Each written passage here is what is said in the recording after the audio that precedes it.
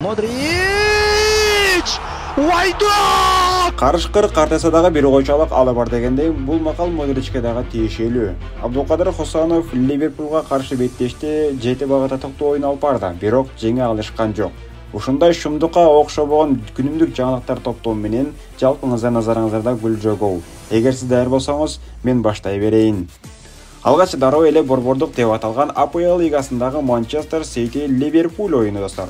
23 февраль күнү Манчестер Сити өз үйүнө лидер болуп келе жаткан Ливерпулду кабылдап дагы утулуп калды. Оюнда Салах менен Сабасайдын голдору менен Ливерпуль 3 упайга ээ болуп, чемпиондукка дагы бир кадам жакындап алды. Ал эми Манчестер Ситини кантип мурдакыдай акыбалга алып келем деп ойлону берип, чач тургай, сакалы кошо агарган Гвардиола дагы Ливерпулга кезектеги оюнда жеңилди. Дегеле бул жолу Манчестер Сити топ деген командалардан болгону Челсини жеңиптир. Калган Ливерпуль, Арсенал, Тоттенхэм жада калса, МЮдан дагы жеңилген экен достор. Ал эми кечеги оюндун жүрүшүндө Абдулкадыр Хосанов мыкты оюн алып бара алды. Коргонуда өз ишин аткарган аз келгенсип, жанындагы Натан Акеден дагы өткөн оюнчуларды карап жатты.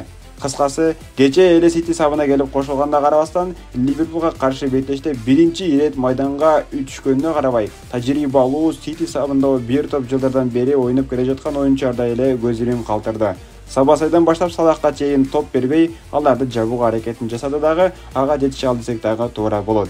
Негизи эле кече Сити соккулар боюнча алдыга чыккан, бирок жыйынтык жок. Сен урбасаң сага урат деген эреже футболдо ар дайым иштеп келе тургандыгын кече күбө болдук достор. Негизи эле бул сөздү ар бир клуб унутпашы керек. Эгерде сен мүмкүнчүлүктөн пайдалана албасаң, анда ата-анашың сага гол жаратып кетет деген эреже бар экендигин эске салып жүрөлү. Ошентип, Сити акыркы 5 оюндун 3-өсүндө жеңилди. Кезектеги оюн эми Тоттенхемге каршы. Кандай ойлойсуздар достор? Абдулкадыр Хосанов Сон Хён Мин баштаган Тоттенхемди токтото алабы? Ал эми экинчи Ньюкасл Ноттингем Форестер ортосундагы кызыктуу беттеште Ньюкасл 4 эсебинде керектүү упайды колго киритип, турнирдик жадыбалды кызытып берди. АПЛ таблицасы назарыңыздарда.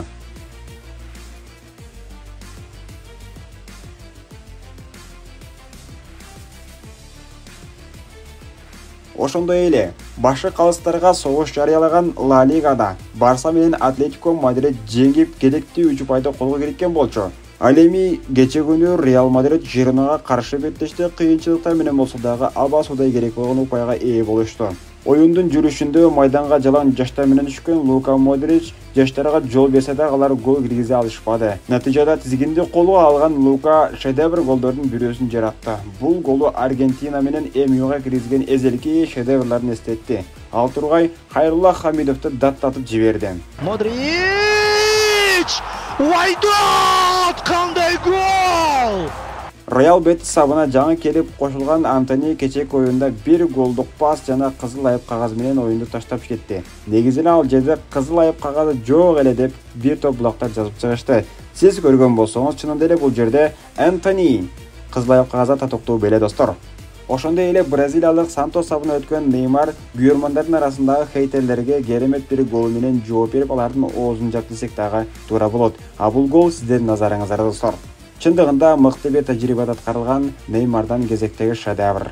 Башка футбол жаңылыктары. Наполи Комого жеңилип Серия А лигасында лидерликти Интерге тапшырып койду. Бавария болсо үйүндө Айнтрахт Франкфуртту 4-0 эсебинде жеңип 3 упайга ээ болду. Ушуну менен бүгүнкү арналган кызыктуу жана кыскача футбол жаңылыктар топтому бүттү. Кимде ким видеонун аягына чейин көрсө, комментарийге Гүлжө деп жазып кетиңиздерчи. Байкайлы, канча инсан биз менен биргеликте видео көрүп жатты экен. Анда кийинки шедевр жаңылыктарда угушканча, көрүшкөнчө. Ассаламу алейкум.